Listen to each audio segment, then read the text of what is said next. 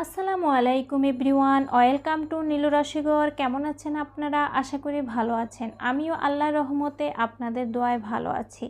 আজ আমি আপনাদের জন্য নিয়ে এসেছি একটি চায়ের মশলা রেসিপি। যারা চা প্রেমী তাদের জন্য এই মশলা রেসিপিটি আশা করছি অনেক উপকারী হবে।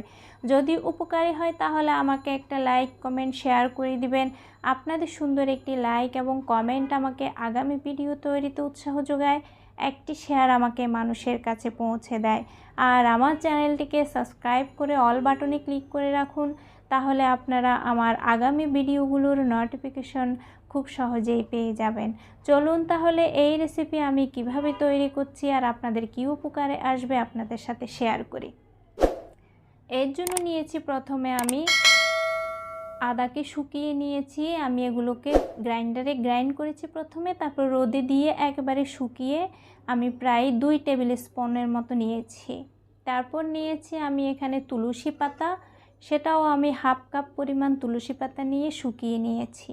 তারপর নিয়েছি দারুচিনি 1 টেবিল স্পুন, এলাচিও নিয়েছি 1 টেবিল স্পুন। এলাচির ভিতরের বীজটা নিলে সবচেয়ে ভালো, উপকারী, সবচেয়ে ভালো হয়। খোসাসহ নিলেও কোনো সমস্যা নেই। নিয়েছি লং 1 টেবিল স্পুন আর 4-5টি গোলমরিচ, নিয়েছি 7-8টা তেজপাতা।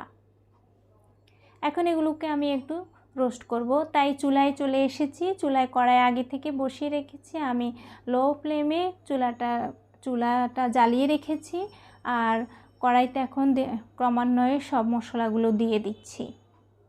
এখানে আমি এলাচি, দারুচিনি, তেজপাতা, লং, গোলমরিচ আর তুলসী পাতা এবং শুকনো আদাগুলোকে এগুলোকে রোস্ট করব না, কারণ এগুলোকে আমি রোদে ভালোভাবে শুকিয়ে নিয়েছি।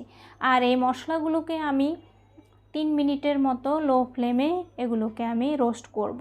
রোস্ট করা হয়ে গিয়েছে, আমি এগুলোকে নামিয়ে ফেলেছি, ঠান্ডা হতে দিয়েছি। মনে রাখবেন, গরম মশলা কখনো গ্রাইন্ডারে দিয়ে গ্রাইন্ড করলে পরিপূর্ণভাবে গ্রাইন্ড হবে না, দানা দানা থেকে যাবে। ঠান্ডা হওয়ার পরে মশলা যখন গ্রাইন্ড করা হয় তখন একেবারে ভালোভাবে মিহি হয়ে যায়। সবসময় ঠান্ডা করে মশলাকে গ্রাইন্ড করবেন। তারপর দিয়ে দিচ্ছি শুকনো আদা, তারপর দিয়ে দিচ্ছি শুকনো তুলসী পাতাগুলো। জানেন, তুলসী পাতা আমাদের শরীরের জন্য অনেক উপকারী একটি পাতা। এটা অনেকেই বলা হয় সর্বরোগের ওষুধ। এবার আমি গ্রাইন্ড করে নিয়ে এসেছি, দেখুন কতটা মিহি হয়ে গিয়েছে। দেখুন একটু কোনো দানা দানা নেই। আমি এবার এগুলোকে ঢেলে নিব এবং একটি জারের মধ্যে ঢুকিয়ে রাখব। যারা চা প্রেমী তাদের অবশ্যই এটা উপকারে লাগবে। আমি আপনাদেরকে আগে থেকেই বলে দিচ্ছি, এই চায়ের মশলাটি আপনারা রং চায়ের সাথেও ব্যবহার করতে পারবেন, আবার দুধ চায়ের সাথেও ব্যবহার করতে পারবেন। আমি একটা কাচের জারের মধ্যে ভরে রাখছি। কাচের জারের মধ্যে মশলা রাখলে সবসময় এগুলো ভালো থাকে এবং এর স্মেলটাও ভালো থাকে, গুণগত মানও ভালো থাকে। আপনারা যদি মশলার এর থেকে বেশি পরিমাণ বানাতে চান তাহলে এর পরিমাণটা আমি যে পরিমাণ দেখেছি তার ডাবল করে দিলে আপনারা তার থেকে বেশি পরিমাণে মশলা বানাতে পারবেন। আর যাদের অ্যাসিডিটির প্রবলেম আছে তারা যদি চায়ের সাথে এই মশলাটা দিয়ে চা বানিয়ে খান, আশা করছি তাদের অ্যাসিডিটির প্রবলেম বিন্দুমাত্র হবে না।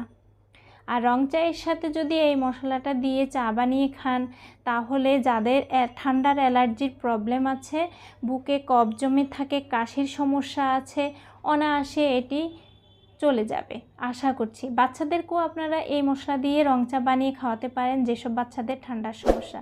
আর আমি মশলার জারের গায়ে এরকম একটা লেবেল লাগিয়ে রাখি, এতে মশলা খুঁজে নিতে আমাদের খুবই সহজ হয়, আমরা খুব সহজে মশলা খুঁজে পাই। আশা করি আপনারা এরকম লাগিয়ে উপকৃত হবেন।